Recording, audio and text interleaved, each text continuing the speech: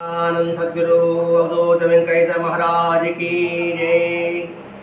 सद्गुरु माता आनंदमय माता की जय। गुरुदेव दत्त। सद्गुरु अवधूत वेंकट स्वामी वाరి యొక్క సాన్నిధ్యంలో ప్రతి మంగళవారం మనం ఒక్కొక్క మహాత్ముని జీవిత గురించి చూస్తున్నాం. గత కొన్ని సంవత్సరాలుగా గత వారాల్లో చీరాల స్వామి దాకాడి బాబా గురించి వివరించుకున్నాం. ఇప్పుడు ఆనందమయ గారని ఈ పశ్చిమ బెంగాల్ కాకుండా బంగ్లాదేశ్ తూర్పు బెంగాల్ అంటారు, ఆ ప్రాంతంలో ఉండేవారు అన్నమాట. చిన్నప్పుడే పుట్టగానే పరిమళిస్తున్నట్టుగానే ఈ భూమి మీద పడగానే ఆధ్యాత్మిక భావాలు, భక్తి భావాలు ఆమెలో మేల్కొన్నాయి. వచ్చాయనదని కన్నా కూడా మేల్కొన్నాయని చెప్పడమే సగం.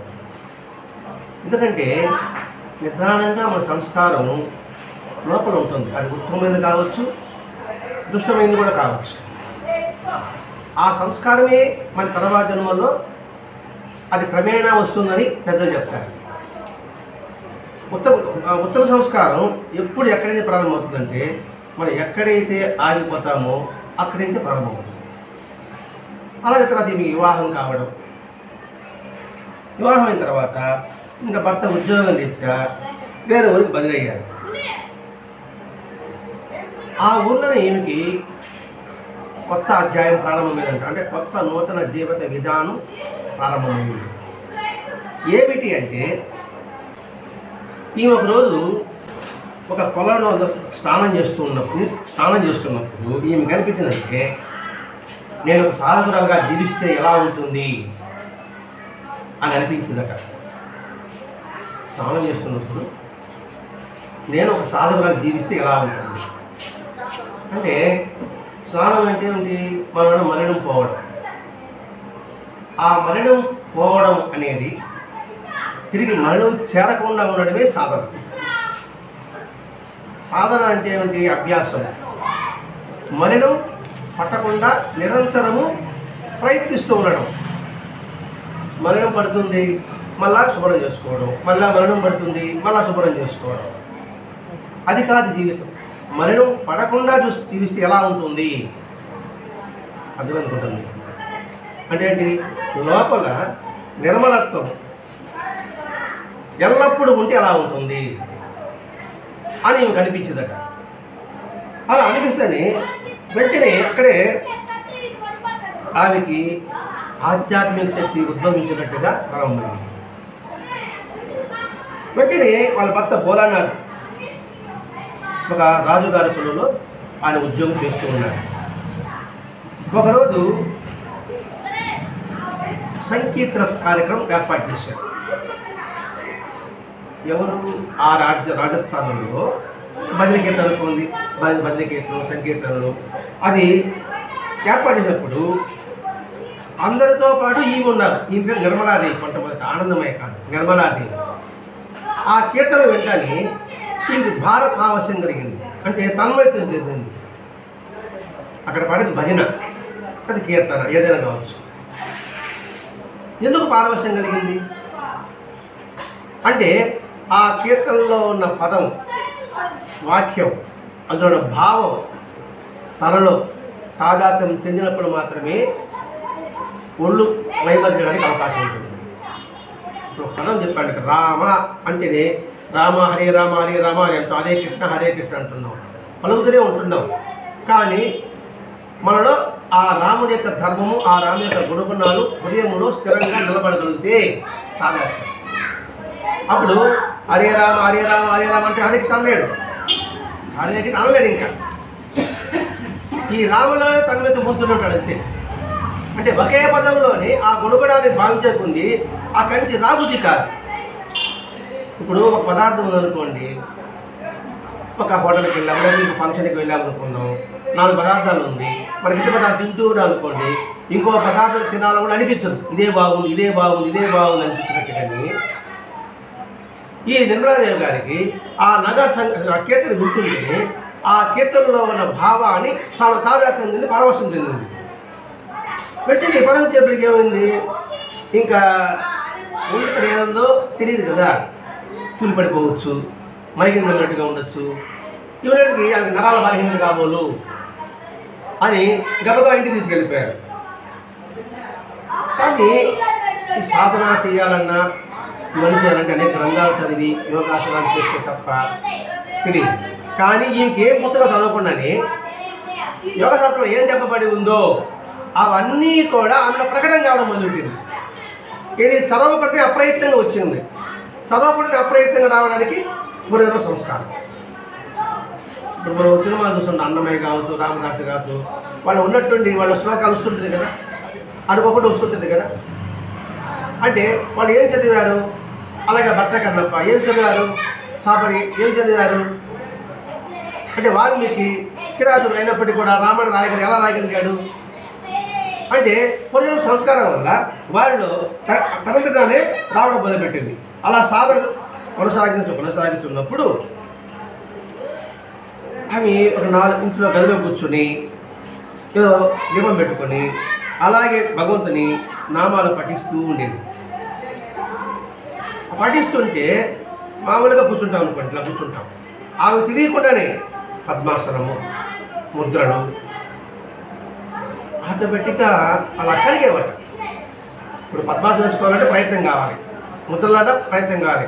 ఇక్కడ ముద్రలు అంటే ఎలా అంటే మనం పౌరోహితుడు మనం ఇంటికి పెట్టినప్పుడు అండి, లేకపోతే ఇట్లా అంటాడు, ఇట్లా అంటాడు, ఇట్లా అంటాడు, ఇట్లా అంటాడు, ఇట్లా అంటాడు. ఓకే, ఆ ముద్రలో ఉన్న భావం అది. ఆ ముద్రలన్నీ కూడా ఆమె క్రమేణా వాటితోనే దేహంలో ప్రారంభమైందట. ఒక ఎంత అంటే దాదాపు టైం తెలిసేది కాదు. మధ్యాహ్నం కూర్చుంటే అర్ధరాత్రి కూడా అయిపోయేదట. పనులు ఇంట్లో పనులు చేయాలని తలంపు కూడా ఉండేది కాదట. ఇప్పటికి ఎవరికైనా భయం వస్తుంది కదా, ఇంకా దెయ్యం పట్టిందో భూతం పట్టిందో అని చుట్టుపక్కల గమనుంటారు కదా. ఇంట్లో వాళ్ళు గమనున్నా కూడా చుట్టుపక్కల ఏమంటారు, ఆయన దెయ్యం పట్టిందేమో భూతం పట్టిందేమో అంటారు. అలాంటప్పటికి ఇప్పుడు గిలికి వెళ్తాడు, అంతమంది ఉండదు, ప్రశాంతంగా ఉంటాడు. ఈ చుట్టుపక్కల వాళ్ళకి గీరేటప్పటికీ నిజమే కాబోలు అనిపిస్తుంది. ఎందుకని ఆమె యొక్క నిజమైన తత్వం నాకు అవగాహన లేకపోవడం వల్ల. వెంకటేశ్వర పిచ్చి వెంకి అనే వాళ్ళు ఎందుకు ఎవరన్నారు? ఆయన యొక్క చర్యలు, ఆయన యొక్క మాటలు మనకి అర్థం చేసుకోలేకపోవడం వల్ల మనం పిచ్చి వెంకి అంటున్నాం. అంటే అర్థం చేసుకునే పిచ్చి మనకుంది, మనకు అర్థమైన పిచ్చి ఉంది కాబట్టి ఆయన కూడా పిచ్చి చూడడానికి బాగుంటుంది. అంటే ఎర్రద్దాలు వేసుకుంటే మొత్తం ఎరుపుగా కనబడేట్టుగా, పచ్చద్దాలు వేసుకుంటే మొత్తం పచ్చగా కనబడేట్టుగా. అదే వెలుగురికి ఆయన దెయ్యం పట్టింది కానీ చెప్పేసి ఎంతోమంది మంత్రవేత్తలు అందరూ వచ్చారు. అందరూ వచ్చి ఒకటి ఏం చేయాలంటే చివరికి అయ్యా మీకు దెయ్యం పట్టలేదు, మొత్తం పట్ల సాక్షాత్తు దైవ స్వరూపిణి అని ఆ మంత్రవేత్త చేసేసారు. ఇతరులు ఏం పని చేయకపోయా, వాళ్ళు పని చేస్తారు కదా, పని చేయకుండా ఏం చేయాలా, ఇంకా తాతాదు దైవ స్వరూపణ భావన వాళ్ళు తీర్మానం చేశారు. ఆమెపై ఇంకా మన మంత్రాలు ఇంకేం పని చేయవు. ఎలా పనిచేస్తుంది? సూర్యుడి ముందు నిలుగుడు ఏముంటుంది, సూర్యుడి ముందు నక్షత్రం ఎలా ఉంటుంది, సూర్యుడి ముందు చంద్రుడు ఎలా ఉంటుందో. కాబట్టి ఆ మంత్రాలన్నీ కూడా ఆ విధంగా ఏం పని చేయలేదు. ఆమెలో తనలో వచ్చే శక్తిని ప్రదర్శించడం లేదు. కానీ ఆమె దివ్యశక్తి ఎవరు ఆపలేకుండా అంటే మల్లెపూల వాసనని మనం దాచగలమా? మల్లెపూల దండ నాకు వేశారు, దండ బట్టి నేను ఒక మెడికల్ షాప్ పోయినా, మళ్ళీ వాసన వస్తుంది అంటారు. ఈ దండ చొక్కా మీద తెలియదు కదా, ఆ వాసన ఉంటుంది కదా. అలాగే ఇంగు వాసన అంటారు, గుడ్డగట్టి ఇంగు వాసన, ఇంగు అయినా గుడ్డకి ఇంగు వాసన ఉంటుంది కదా. అట్లాగే ఈ ప్రదర్శన చూపినప్పటికీ కూడా అది బయటపడ ప్రారంభించింది. అంటే సహజంగా మహేంద్రనాథుడు ఆమెను గమనించి ఈమె సాక్షాత్తు దైవ స్వరూపిణి, ఈమెని నలుగురిలోకి లాగదు, ఆమె సాధన చేసుకుంటూ ఉంది. మన మధ్యలో లౌకికులకు ఎందుకు లాగడం అంటే సాధకుడు గుర్తించగలరు.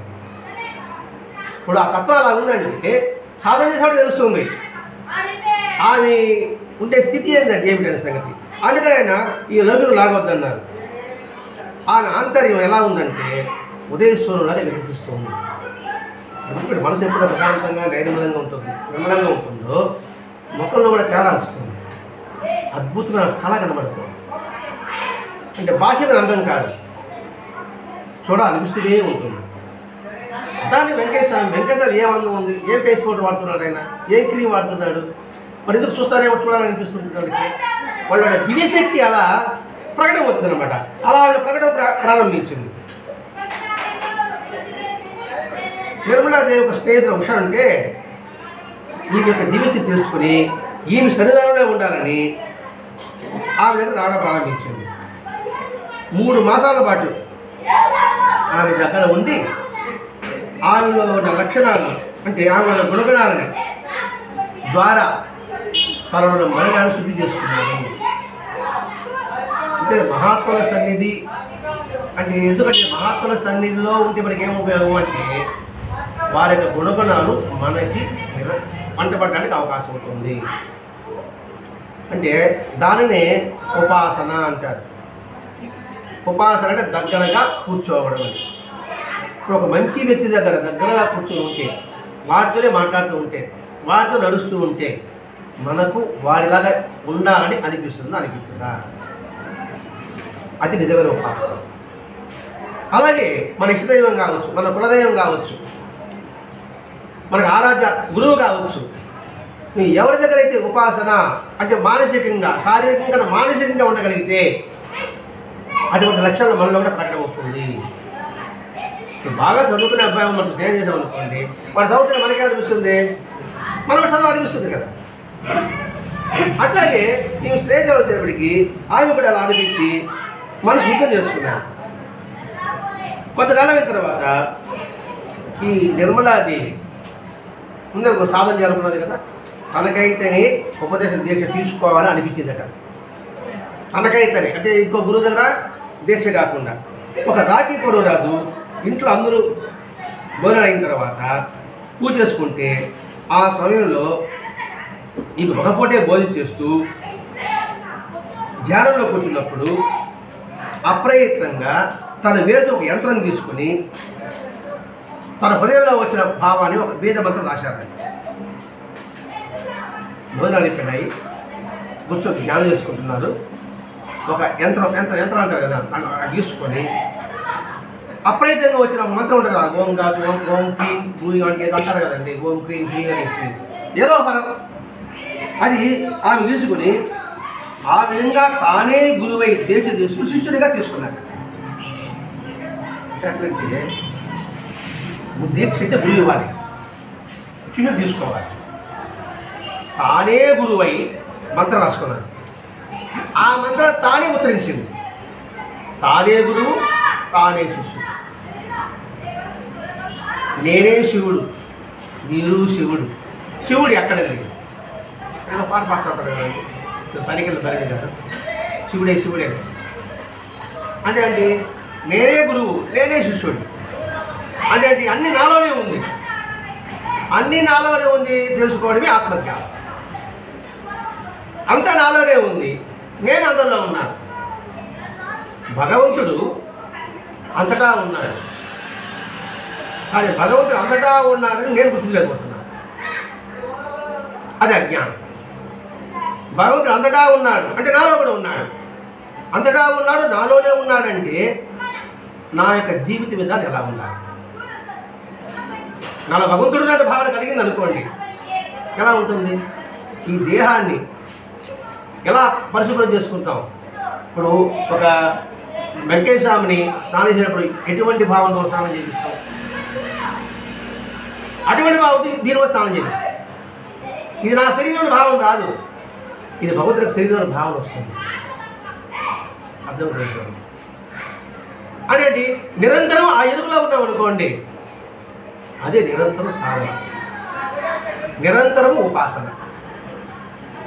ఉపాసన అంటే ఎరుకతో కలిగి ఉండడం. అందుకే మనం భూమాత అంటున్నాం, భూదేవి అంటున్నాం.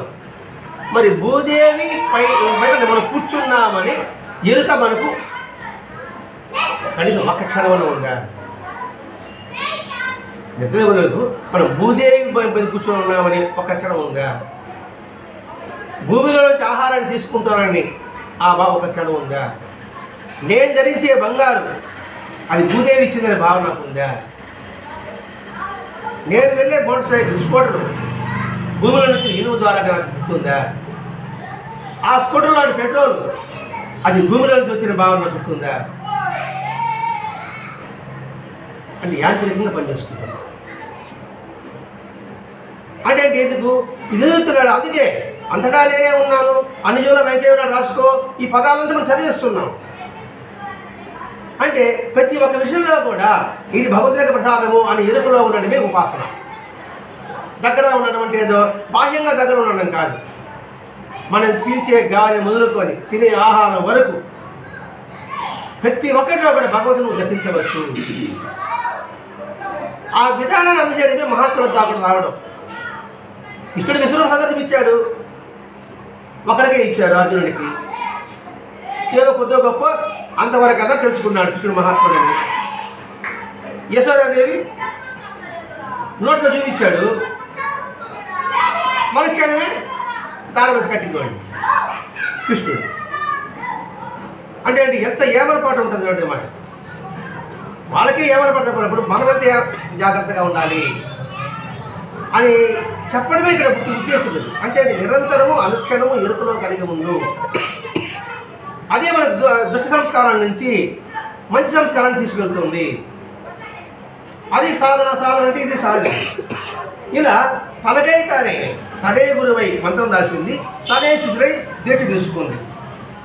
5 మాసాల పాటు ఆమె నోటు ఉండి అప్రయత్నంగా ఓంకారం తర్వాత అనేక స్తోత్రాలు ధారాపాతంగా దొరుకుతూ ఉంది. జపం చేసుకుంటూ ఉండేది వేళతో పెట్టి గంటలు ఇలా ఎన్నో గడిచిపోయింది. అంటే ప్రయత్నపూర్వకం కాకుండా అప్రయత్నంగా అంటే ఎలా అని అనుకోండి. మన ప్రయత్నం లేక ఉంటుంది, మనకి తెలుస్తుంది. ఒక్కోసారి మనకి తెలియకుండా ఏదో పని చేస్తుంటాం, ఇప్పుడు ఎందుకు చేసామనిపిస్తుంది. అది మంచిది కాదు, చెడుపని కాదు కాక ఈ నిరంతరం ఆ ధ్యాసలో ఉండడం వల్ల అప్రయత్నంగానే లోపల నుంచి మంచి భావాలు, మంచి ఆలోచనలు ఆ కలగడం ప్రారంభించేటప్పటికీ ఆమె తెలిస్తులో కొన్ని గంటలు కట్టేటప్పటికీ ఆమె నోట్లో ఒక తేరు లాంటి పదార్థం ఊరేదని, అది మింగేదని చెప్పేది. అమృతులమైన తేరి లాంటి పదార్థం ఊరేదని, అది మింగేదని. అంటే ఎక్కడ వస్తుంది? మనం కూడా తడి ఎక్కడ వస్తుంది? నోట్లో తడి నిజంగా తడిగా లేకపోతే మనిషి బిగిసిపోతుంది, అప్రయత్నంగా ఉంటుంది. దానిగా మింగుతున్నాం. ఆమెకి తేనె అంటే మధురమైనది. అంటే ఈ భావాలు అనేది మామూలు మన ఈ తడి కాకుండా ఆ తేనె మధురమైన పదార్థం ఆ నిరంతరం ఊరడం వల్ల అంటే ఏమిటి? స్వచ్ఛమైనది, తీయనైనది. అంటే ఈ భావాలన్నీ కూడా ఆమెను ఊరుతుంటే తిరిగి ఊయకుండా తిరిగి మింగేది. అంటే ఆ మంచి భావాన్ని తిరిగి కూడా మింగేది. అంటే మింగేది ఏమిటి? ఆ శరీరం అణువణువులంతా కూడా నిక్షిప్తమై ఉంటుంది. ఇక్కడ ఉదాహరణకు తేరనుకుంటున్నామండి, మనం మంచి భావాలు అనుకుందాం. మంచి ఊరుతూ ఉన్నప్పుడు ఆ మంచిని లోపల నిక్షిప్తం చేసుకుంటే, స్థిరం చేసుకుంటే వెంటనే ఆ మంచి ప్రభావం యొక్క విధానం మనకి బయటపడుతుంది. అంటే బొక్కలు నొప్పున కావచ్చు, చేపల నొప్పున కావచ్చు, అలా చేసేది. ఆ శరీరం ఎలా ఉంటుంది? ఒక్కొక్కసారి తేలిగా దూరిపించేలాగా ఉంటుంది, ఒక్కొక్కసారి చాలా భారంగా ఉంటుంది. దూరిపించేలాగా ఉంటుంది అని మరి ఎక్కడ జరిగింది అంటే చివటమ్మ విషయం. చివటమ్మ గారి తొందరలో ఉంటే చివటమ్మ కాలంలో ఆమె తూకపోతుంటే ఎలా ఉందంటే చాలా బరువే లేదట. ఇదే సిటీ చరిత్రలో కూడా బయాజీ పాటిల్ అతడు రోజు బాగా చాలా గొప్ప బలవంతుడు. బాబాని తీసుకుని స్నానం చేసిన తర్వాత తీసుకొని కూర్చోబెట్టేవాడు. అబ్బా నేను చాలా బలవంతుడు అనుకునేవాడు. నేను కాబట్టి బాబా లేపుతున్నాను అన్నమాట. ఒకరోజు బాబా లేపుతాడు, ఏ బాబా కథలు లేపాడు, లేపలేకపోయాడు. అంటే సంకల్ప మాత్రాన వారు తేలిక కాగలరు, వారు బరువు కాగలరు. కానీ ఈ ధ్యానం అనేది కాన్సన్ట్రేషన్ మెడిటేషన్ ఒకటి, భావాతీత ధ్యానం ఒకటి ఉందండి. అలా చేస్తున్నప్పుడు శరీరం దాదాపు ఒక 2 జాన్ల పైకి లేస్తుంది. ఫోటోలు కూడా తీసి చూస్తున్నారు. మనకు తెలియకుండానే ఒక 2 జాన్ల పైకి లేస్తుంది. లేచి ఎప్పుడైతే కొంచెం తేడా వస్తుందో దెబ్బలు కింద పడిపోతుంది. అంటే ఏంటి, ఈ జ్ఞానస్థితి అనేది మన శరీరంలో ఉన్న బరువునంతా తీసేస్తుంది. తీసేటప్పటికి తేలిటువంటి మన సినిమా చూస్తూ ఉంటాం, ఏదో గాలిలో ప్రయాణం సాధించినట్టుగా చూస్తూ ఉంటాం కదండి. అదో సినిమా ట్రిక్స్ అనుకుంటాం. ఆ సాధనలో భాగం. ఆ ప్రక్రియ మనకు అవసరం లేదు. వాళ్ళు సాధకులు అలా చేసేవారు చేసుకుంటున్నాం. దానికోసం ప్రయత్నం చేసే బదులు మీరు కోసం ప్రయత్నం చేసామనుకోండి, దాన్ని ప్రయత్నించామనుకోండి, అబ్బా ఈయన గాలి ఎగడతాడు అని పేరు వచ్చి అంతకు ఇంకేమో ఉంటుంది. ఈయన గాలి ఎగిరే ఉంది, డబ్బు నుండి విమానాలు పోవచ్చు, గాలి ఇంకా పైకి పోవచ్చు. దానికోసం కట్టుబడి దానికోసంగా నువ్వు 2 సంవత్సరాలు సాధన భాగం చేసుకుని ఉంటావు. ఈ శరీరం అలా ఉండేదట. ఎత్తున్నప్పటికీ కూడా ఇలా చేసేప్పటికి ఇంటి పనులు చేయలేకపోతుంది.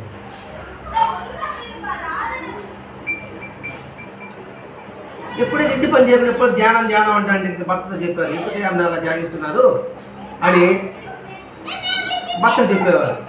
అవి పని చేయకపోయి పాట చేయకపోయారు. ఇంతసేపు ధ్యానం గురించి అలా ఉంటే ఎట్లా అని ఆ భర్త హెచ్చరించేటికి ఒకరోజు ఒక బంధువు వచ్చి, ఇవేంటి ధ్యానం అంటున్నావు, నీళ్ళ శక్తి ఉందా, శక్తి ఉంటే నాకు చూపించు అని అడిగాడు ఆ బంధువు వచ్చి. అనవసరంగా ఏదో ధ్యానం అంటున్నావు, ధ్యానం ఉంటే శక్తి రావాలి, శక్తి చూపించు, అప్పుడే నువ్వు ధ్యానం చేస్తాను బాగుండే భావించుకుంటారు కూడా భావించుకుంటారు, లేకపోతే దెయ్యం పట్టింది పిచ్చి పట్టింది అనుకుంటారు. అలాంటి ఏం చేసిందంటే ఆయన భర్తని కూర్చోబెట్టుకుంది. వాళ్ళ భర్తనే కూర్చోబెట్టుకొని కాస్త అలా తాకింది. అలా తాగతని ఆయన ధ్యానంలో నిమగ్నం అయిపోయాడు. ఇది అలా తాకగానే ధ్యానం నిమగ్నం అయిపోయాడు. తిరిగి వాళ్ళ ఆయన తాకగానే వాళ్ళ మామూలు స్థితికి వచ్చాడు. ఇది ఎప్పుడో జరిగింది అనుకుంటున్నాం, ఈ మధ్య జరిగిన సంఘటనలే. ఇదే బాబా చేతులు వస్తుంది, తాజేంద్ర బాబా చేతులు వస్తుంది. అంటే మహాత్ముని యొక్క స్పర్శతోనే మనకు అతీతమైన ధ్యానస్థితి. అంటే ధ్యానస్థితి అంటే ఏంటి, నిరంతరము ఆ భావంలో నిలకడతో ఉండడం. అంటే బాహ్య స్ఫూర్తి లేకుండా ఉండడం. అక్కడ బాహ్య స్ఫూర్తి లేకుండా అంటే భౌతికం కాదు, ఈ లౌకికంలో ఉంటూ కూడా వాటి యొక్క స్పృహ లేకుండా ఉండడము.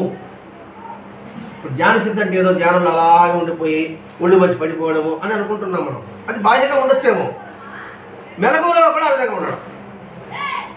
మెలకువలో కూడా దేని పట్టించుకోలేదు, ఏది బావులు ఇరుక్కోకుండా నిర్మలాగా ఉంటాడు వాడు. అటువంటిది ఎవరి వల్ల వస్తుంది, మహాత్ముల యొక్క హస్తస్పర్శ వల్ల వస్తుంది. అందుకే మహాత్ముల హస్తస్పర్శ కుక్కుడి దిచ్చుతో పోలుస్తారు. అంటే కోడి గుడ్లు పెడుతుంది, గుడ్లు పెట్టి దాని మీద కూర్చుంటుంది. ఎలా కూర్చుంటుంది, దానికి దెబ్బతగలదు, గుడ్లకి పగిలిపోతే ఎట్లా, ఒకేదో బురువ కట్ట పెట్టామనుకోండి పగిలిపోతుంది కదా. తన కావి బాగా రాపుతుంది, గమనించారు లేదు, పొట్ట మాత్రమే ఆనుతుంది అనమాట. కాళ్ళు బాగా చేసి పొట్ట మాత్రమే వెళ్తుంది. ఆ పొట్ట వేడి వల్ల ఆ గుడ్లు పిల్లగా మారుతుంది. దాన్ని హస్తస్పర్శ అంటారు. అలాగే మహాత్ముల యొక్క హస్తస్పర్శ ద్వారా అటువంటి అనుభూతి కలుగుతుంది. ఆ విటమిన్ కలిగిన వెంకటేశ్వర చేతుల్లో ఆమె తులసమ్మ కావచ్చు, ఇంకా చాలామంది ఉన్నారు, రోసిరెడ్డి కావచ్చు. ఆ కళ్ళు దాకానే ఆయనకి ఎటువంటి అనుభూతి కలిగింది. కాబట్టి మహాత్ముల హస్తస్పర్శ అనేది అత్యంత ఉపయోగకరంగా ఉన్నతమైనది కలుగుతుంది. అలాగే ఈ బచ్చ తాగేటప్పటికి ఆయన ధ్యానస్థితి వచ్చింది, మళ్ళీ తాగేటప్పటికి మళ్ళీ మామూలు అయిపోయింది. ఇంకా బంధువు చూశాడు అంటే ఈవిడ దైవశక్తి నిరంతరము కలిగి ఉంది. అలా బాధ్యత వచ్చిన తర్వాత కొంతకాలం అయిన తర్వాత నువ్వు దీక్ష తీసుకోవాలని ఎవరికి భక్తులు, నువ్వు ఇలా ఉంటే నేను కూడా ఇలా ఉంటే నా పరిస్థితి ఏంటి, నేను తీసి ఆఫీస్కి వెళ్ళిపోయాడు. అంటే భోజనం చేస్తామంటే ఏడాది దీక్ష చేస్తున్న ఉద్దేశంతో టిఫిన్ జరగకుండా ఆఫీస్కి వెళ్ళిపోయాడు. ఆఫీస్కి వెళ్ళిపోయిన తర్వాత బాగుంటే దీక్ష చేసుకునే ముందు ఉపవాసం అవుతాడు. అలా జరిగిపోయింది తెలియకుండానే. ఆయన కూడా టిఫిన్ చేయకుండా వెళ్ళిపోతే ఆయన పట్టుకోదు కదా, ముందు ఉండమని చెప్పదు కదా, వెళ్ళిపోయాడు. ఈ టిఫిన్ వెళ్ళిపోయాడు. అది వెళ్ళిపోయిన తర్వాత ఇంక కబురు అనిపింది. కొంతకాలం ఉపవాసం అయిపోయింది కదా, ఇంక మధ్య అయింది కదా, కబురు అనిపింది. నేను రానన్నాడు. నువ్వు రావు, నేనే వస్తాడు. నేను వస్తాను, ఆఫీస్కి వస్తే పరిస్థితి ఎట్ట, మళ్ళీ తిరిగి వచ్చేసాడు. వచ్చిన తర్వాత ఆమె ఇంక కొత్త బట్టలు కట్టుకొని ఆసనం చేసుకుని ఆమె మెల్లగా ఏదో మంత్రాలు చెబుతూ ఉన్నప్పుడు ఆయన చెవి ఆ నోటి మీద దగ్గర పెట్టి ఆ మంత్రం విన్నాడు. విని అది ఎలా జపించాలో ఆయన వివరించింది. తర్వాత ఆయన పెద్దలు విచారిస్తే అది శాస్త్రోక్తంగా చెప్పిన మంత్రమే. ఇప్పుడు మంత్రాలు కాబట్టి చాలా పుస్తకాలు చదవాలి కదండి, ఆమె తనకు చదువుకోలే. మరి ఆ మంత్రం ఉచ్చారణ చేసిందంటే అది శాస్త్రంలో ఉండాలి. అంటే మహాత్ములు ఏం చేసి కూడా శాస్త్ర ప్రమాణం ఉండాలండి. వెంకటేశ్వర చేసిన లీలలన్నీ కూడా ఏదో ఆయన స్వతహా చేసింది కాదు. ఆయన ప్రతి ఒక్క లీల వెనుక కూడా శాస్త్రంలో ఇమ్మడబడి ఉంటుంది, శాస్త్ర ప్రమాణం ఉంటుంది. అలాగే ఏ మంత్రం చెప్పినప్పటికీ కూడా అది శాస్త్రాన్ని సరిపోయింది. 1922లో అనుకోకుండానే ఆమె 3 సంవత్సరాలు మౌనంగా పాటించింది. 1922 సంవత్సరం ఆమె పాటిన మౌనంలో మాత్రమే కాకుండా చేతులు మరియు ముఖములతో కూడా తన భావాలు ఇతరులకు తెలిపేది కాదు. మామూలుగా మౌనవ్రతం అంటారు. నేను మౌనవ్రతం అంటే ముఖంలో భావాలు ఉండదు, చేతులు చెప్పరు. కొంచెం మౌన దీక్ష అంటాను నేను. మీరు వచ్చారనుకోండి, రాసి చూపిస్తా. మీరు చూశారు, రాసి చూపించారంటే మనసులో రావాలి కదా, రాసి జరిగింది కదా, అది మౌనవ్రతం అలా అవుతుంది. మౌనవ్రతం అంటే నిరంతరము మరణం చేసుకుంటూ ఉండడమే. మరణం చేసుకుంటున్నప్పుడు ఇంకా ఆహాభావాలు ఏమి తెలియజేయడానికి అవకాశం ఉండదు. అది ఇది ముఖభావాలు కానీ సైని చెప్పడం కానీ ఇవేమి చేసేది కాదు. కొన్ని ప్రత్యేక సందర్భంలో అత్యవసరమైనప్పుడు మాట్లాడేది. అంటే అది ఆ సమయం మౌనవ్రతం బట్టి ఇప్పుడు మనసులో రాసినా మాట్లాడినట్టే, పైకి మాట్లాడినట్టే. అలా నేను మౌనంగా ఉంటే మనసులోనే రాసి చూపించాలనుకోండి, అది కొంచెం కపటం అవుతుంది కదా. దాని మీద ఎందుకు మళ్ళీ మాట్లాడేసాం అనుకోండి, మళ్ళీ మౌనం తిరిగి వెళ్ళిపోవచ్చు. అందుకని అత్యవసర సందర్భాలను పదం మాట్లాడాడు. అత్యవసర సందర్భంలో చాలా క్లుప్తంగా కూడా మాట్లాడేది, అంతే, పెద్దగా మాట్లాడేది కాదు. ఒకరోజు దుర్గామాతకి ఆయన వాసంతి పూజ జరిపించాలని వాళ్ళ భర్త ఆలోచిస్తుంటే ఎక్కడ జరిపించాలని, ఎక్కడే ఉంది అలా దగ్గర ప్రదేశం ఉంది కదా, అది మీ ఇల్లే కదా, అంటే మీ ప్రదేశమే కదా, మీకు తెలిసిన ఇల్లే కదా, అక్కడ చేయని చెప్పారు. ఇంకే అర్థం కాదు ఎవరికి, అది ఉన్న వాళ్ళకి కూడా. ఎక్కడో ఒక స్థలం ఉందో ఇప్పుడు పూజ చేయాలన్నానండి, ఎక్కడ పూజ చేయాలి అనుకుంటున్నాం, మనం స్థలం దొరకలేదు అంటున్నాం. ఎక్కడో ఎందుకు మన దగ్గర స్థలం ఉంది కదా అన్నాడు.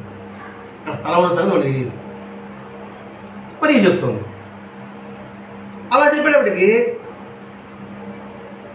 అక్కడ ఎవరో ఒక బంధువు ఉన్నట్టుగా, అది హరికుమార్ అంట, ఆయన గొంతుతో ఇవి మాట్లాడుతుంది. మరి అక్కడెవరు ఆయన గొంతు ఎలా తెలుస్తుంది? ఆ హరికుమార్ గొంతు వినబడుతుంది కాబట్టి అక్కడికి వెళ్దాం అంటున్నాం మేము. అతను వారి బంధువు, ఈయన చూడడం లేదు, అతను కలవడం లేదు. మరి ఆ గొంతుని బట్టి నేను ఎలా చెప్పగలుగుతుంది? అంటే ఎక్కడో కూడా గొంతు ఈయనకి వినబడాలంటే ఈమె అక్కడన్నా ఉండాలి, ఆవిడ ఇక్కడన్నా ఉండాలి. వింటేనే వినబడుతుంది, అప్పుడే కనబడతాడు. అంటే అంతటా ఉన్నాడు, పాయింట్ పెడతాం. అంతటా ఉంటే తప్ప ఎక్కడో ఉన్న వ్యక్తి గుర్తు ఎలా ఉంటుంది? ఎక్కడో ఉన్న వ్యక్తి గురించి పేరు ఎలా చెప్పగలుగుతుంది? అందుకు సద్గురు అంటే సర్వవ్యాపకుడు, సర్వజ్ఞతుడు, సర్వసమర్థుడు, ఈ 3 ఉన్నవాడు సద్గురు. ఇప్పుడు వెంకటస్వామి తులసికి కాశీయాత్ర ఎలా చూపించగలిగాడు? లేదా ఫలానా దగ్గర ఫలానా ఇలా జరిగిందని చెప్పేసి వెంకటస్వామి ఎలా చెప్పగలుగుతున్నాడు? అదే ఈమె కూడా ఆ బంధువు యొక్క గొంతు చెప్తూ వాడు అక్కడ ఉన్నాడని చెప్తున్నాడు. ఇంకొక రోజు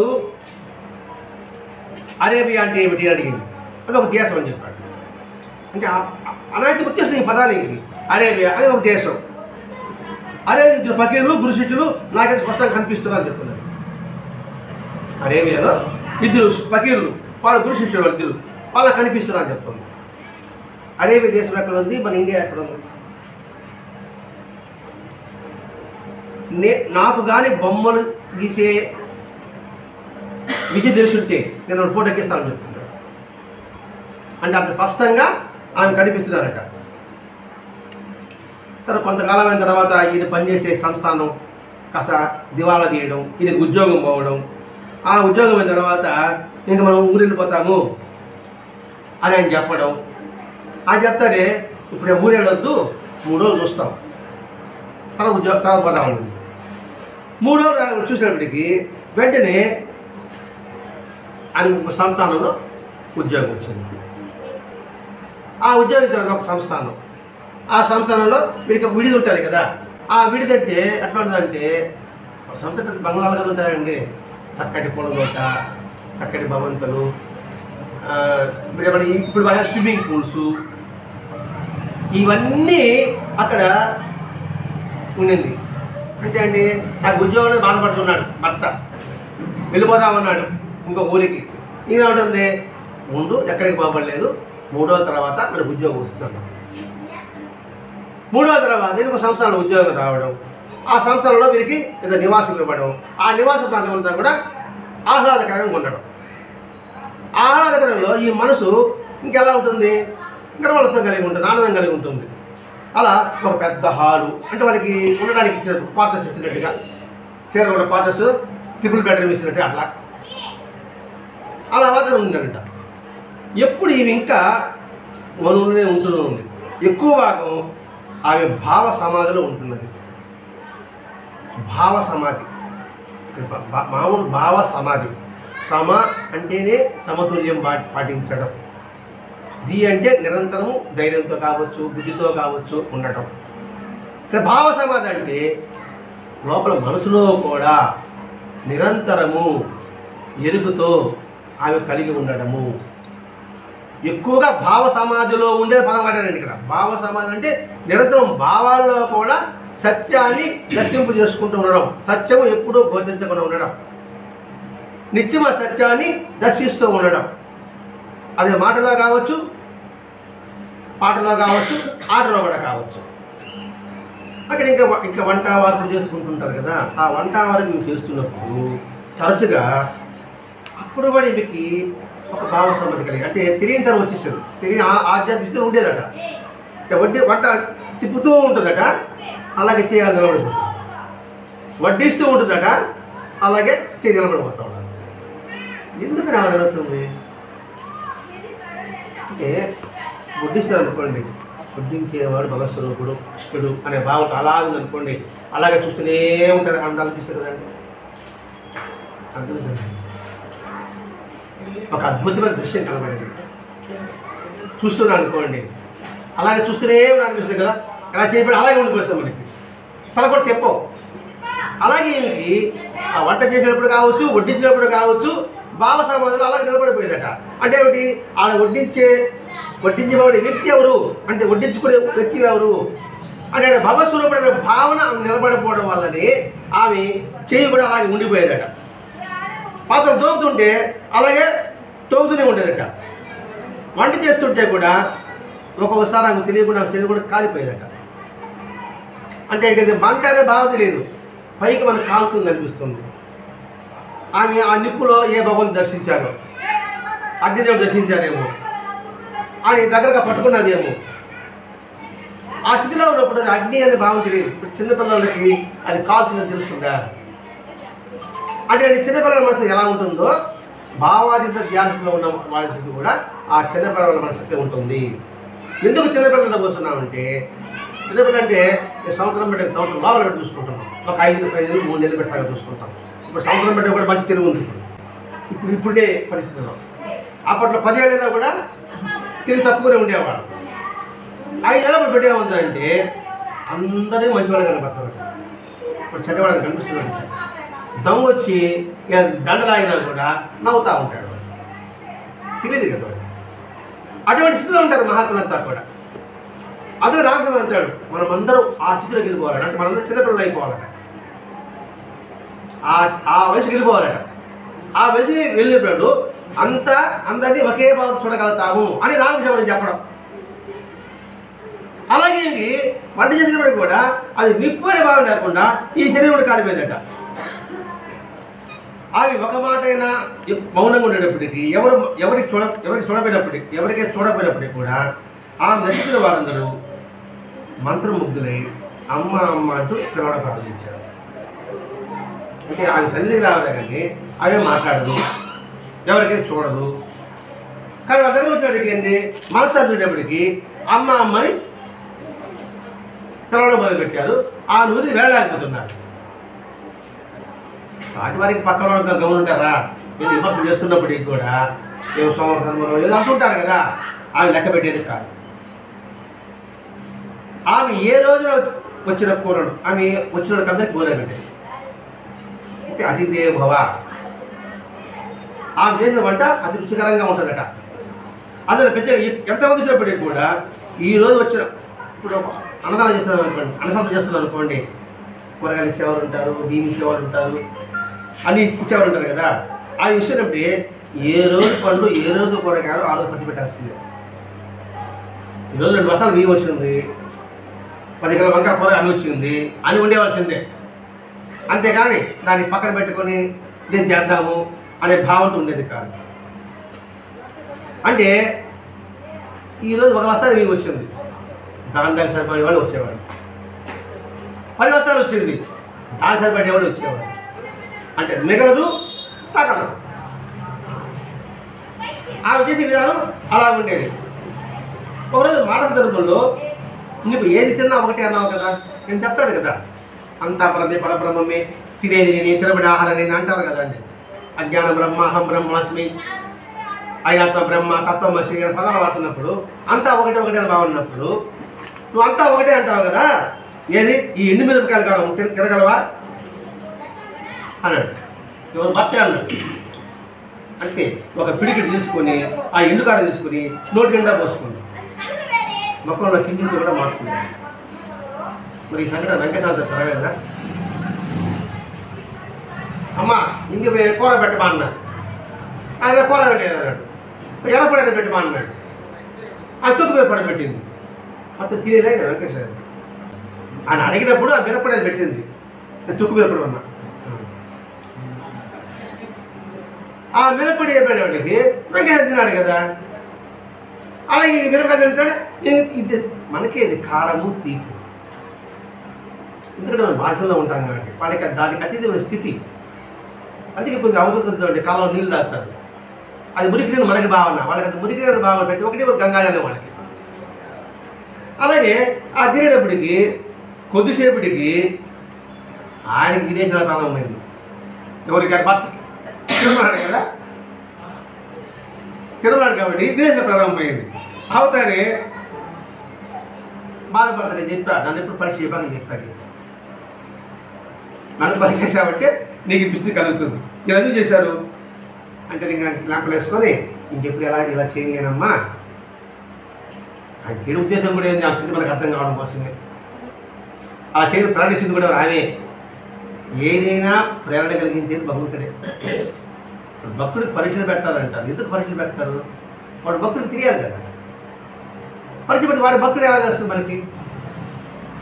అందుకని ప్రేరణకర్త ఆయనే. తినమని ఆయన చెప్పించింది, ఆయన తిన్నాడు. తర్వాత దాని నిరసన చూపించాడు. ఇంకేం చంపలేసుకొని ఇంకెప్పుడు నేను చేయలేనైనా. ఎప్పుడు కూడా మహాత్ములు మనం పరీక్ష చేయకూడదండి. మనం పరీక్ష చేసామంటే చాలా ఇబ్బంది పడాల్సి వస్తుంది. అందుకే మాటలు అంటారు, ఎవరైనా మాత దగ్గరికి వెళ్ళి వాడు వెళ్ళిపోమంటే వచ్చేవాళ్ళంట. మనంతా అక్కడ కూర్చున్నాం అనుకోండి, వాడు నోట ఏది వస్తే అది తెలియదు. అంటే వాళ్ళకి ఇబ్బంది కదా ఉండాలి. ఒక ఇదే జరిగిందండి. వాడు దగ్గర కూర్చున్నాడు, ఆయన పోపా అంటే కూడా అక్కడ కూర్చున్నాడా, ఆయన మీద రోగంలో ఉన్నాడు. నువ్వు కూడా పడుకుంటావరా అన్నాడు. అయిపోయింది అక్కడ మట్పని అడిగిన పని పడుకున్నాడు. 3 నెలలు హాస్పిటల్ ఆపరేషన్ చేసుకున్నాడు. చాలా జాగ్రత్త. మహాత్మ గారు ఎప్పుడు చాలా జాగ్రత్తగా ఇంకా చదివే చాలా జాగ్రత్తగా ఉండాలి. కొంచెం పిల్లలు చేయాలనుకోండి, ఆయన మాట వచ్చిందనుకోండి, ఇంకా అది తీరుతుంది అనమాట. కాబట్టి మహాత్ముల దగ్గర మనం వినయంతో ఉంటూ వాళ్ళు ఉండమంటే ఉండడం, ఆశించడం అనే భావనతో మనం ఉండగలగాలి. అది ఈరోజు ఆనందమయ ద్వారా మనం తీసుకున్న స్వస్తి. శ్రీ సచిదానంద సద్గురు అవధూత వెంకయ్య మహారాజ్ की जय. శ్రీ సద్గురు ఆనందమయ మాత की जय. గురుదేవ దత్త.